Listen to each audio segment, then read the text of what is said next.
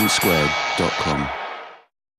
Well, you've had two speakers to persuade you, for and against. Let's hear from our second speaker for the motion that democracy is India's Achilles heel.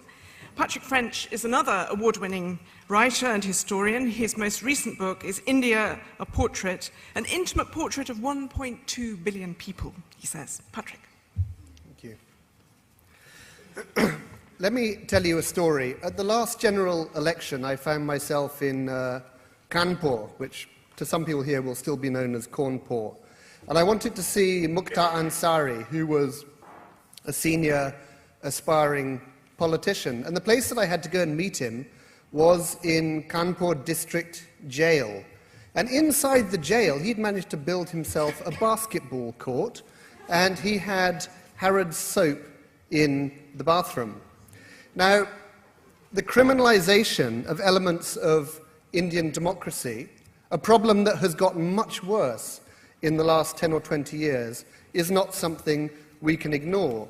Fortunately, William even referred to this earlier when he was speaking, but let me give a few more examples of the kind of MPs that are ruling India today in the name of democracy.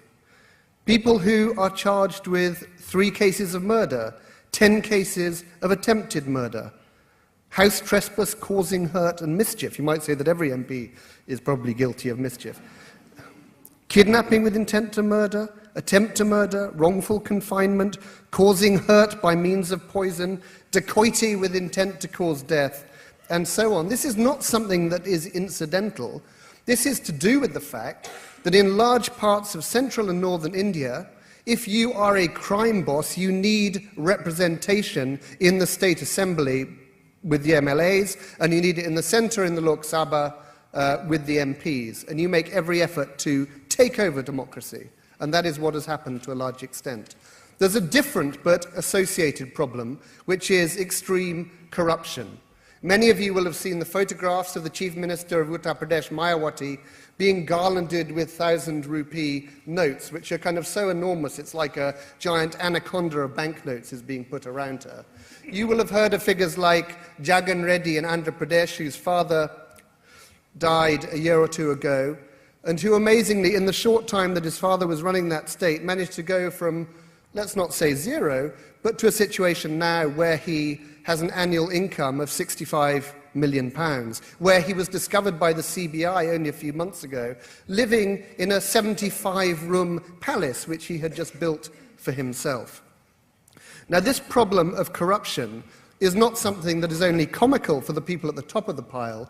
It also extends right down to the roots of Indian society. We had only a few days ago a truck driver in UP, in Uttar Pradesh, being shot by the police after he failed to produce a 5,000 rupee bribe. And there's a further third association. There's criminalization, there's corruption, and crucially, there is nepotism. When I was researching my most recent book, I did a survey of how every one of India's 545 MPs had got into Parliament. And one of the most shocking things was that the incidence of nepotism has grown and grown and grown. If you plot a graph between heredity and age, and you look at MPs over the age of 80, you'll find that 0%, none of them,